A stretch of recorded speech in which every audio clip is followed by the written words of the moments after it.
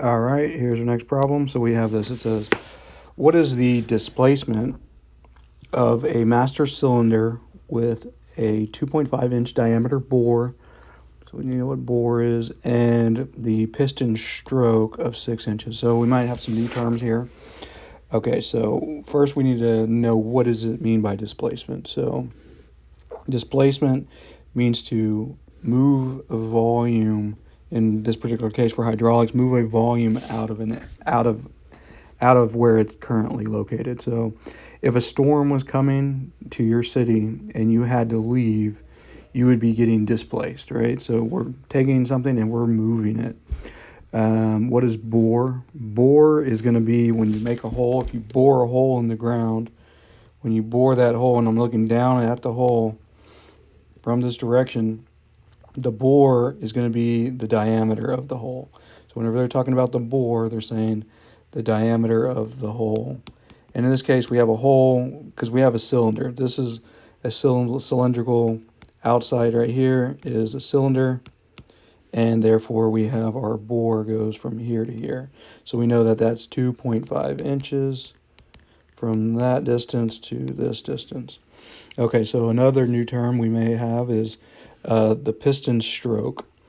So I notice right here at the very bottom, if we're talking about, this is not a piston engine, this is a master cylinder. This is talking about a braking system.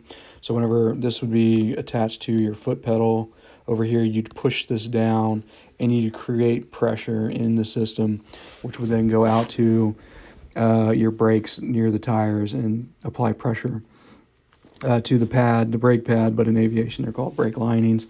Okay, so that's what this is, but what we can think about is this piston's at the very bottom. I'm going to mix up some terminology here, but with a piston engine, this is called bottom dead center. And whenever it's at the top of the stroke, it's at top dead center. But regardless, even with this system here, this master cylinder, what we're saying is the piston can only be so far down. It's restricted by something's holding it in right here. There's something to where all this fluid's not leaking out, so it's held in, and this is the lowest it can go. That's the bottom that it can go. And on this case, the top would be right up here instead. The top would be limited by the length of the cylinder. So the stroke is going to be the furthest it can go down to the furthest it can go up. All right, so what they're saying is the stroke of this cylinder, the movement that it has to go up and down is 6 inches.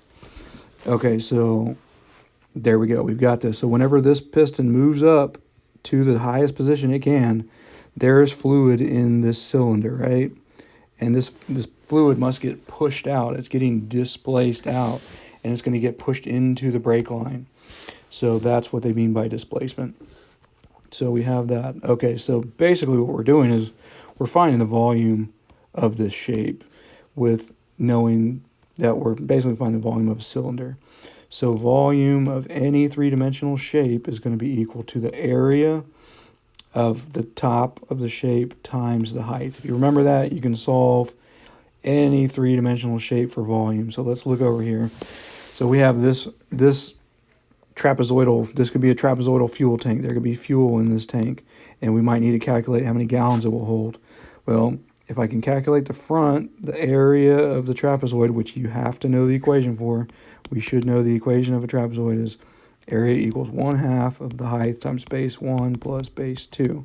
So if I had base 1 and base 2 and the height, I could calculate the area of the front of this tank. Well, once I had that, we know that the volume is equal to the area times the height or the depth or whatever they call it, but it's that third dimension that's right here. And we would just take that number and multiply it by the third dimension, and we get the volume of this tank. What we're about to do in this problem is find the area of the top of the circle. We have to memorize that. Everybody should know what the area of a circle is. Area equals pi r squared. I recommend just memorizing one area for a circle formula and just using it every time. So again, because the volume is equal to the area times the height, in our case, we're calling the height the stroke. So we're calling it stroke.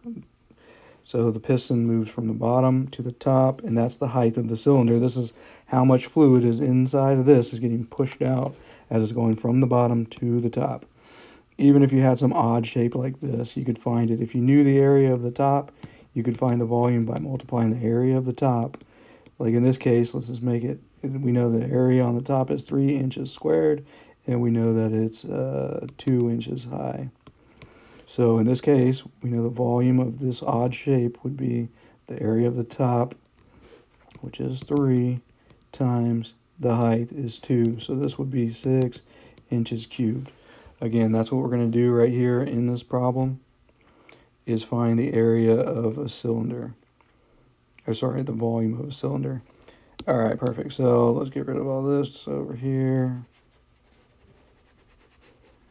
Okay, perfect. So there we go. Now we need to find the area of the top. Okay, so what's our formula? Area equals pi r squared. Here's only one issue here. Do we have the radius? We don't. We have the diameter. So we need to realize that we need to divide the diameter in half if I'm going to use this formula. So when I'm using my TI-36X Pro, I'm going to type in pi, and then I'm going to put a parentheses, and then I'm going to hit the fraction button. And it's going to automatically take me to the top. When I'm at the top of the fraction button, I'm going to put in 2.5. I'm going to hit the down button, and I'm going to divide it by 2. That way the calculator is just going to do all the work for me.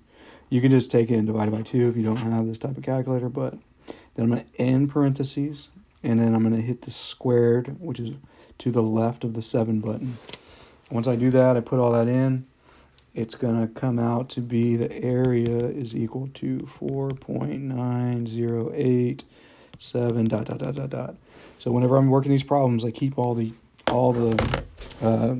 digits until the very end, and finally I round. So with this calculator, I know that I have the area, so I've got this, check. We've got the area. Well, all we need now is the height of the cylinder. We know that the height of the cylinder is the stroke in this case. That's the lowest the piston can go and the highest it can go.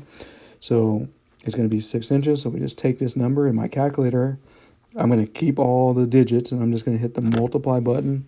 It will say answer times, so it'll take all these digits, and I'm just going to hit 6.